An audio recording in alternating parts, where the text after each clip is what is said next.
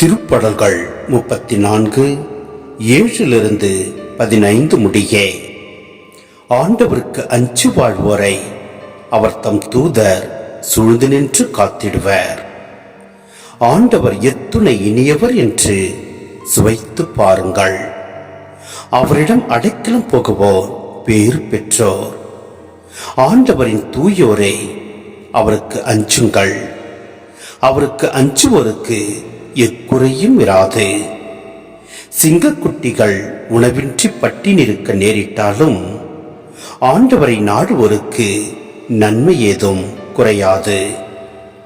வாரீர் பிள்ளைகளே, நான் சொல்வதை கேளீர்.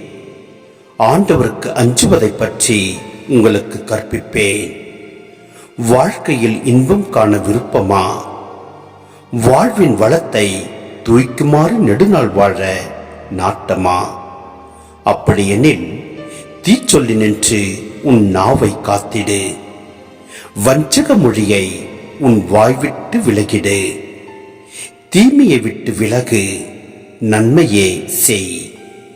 நல்வாழ்வை நாடு, அதை அடைவதிலேயே கருத்தாயிரு.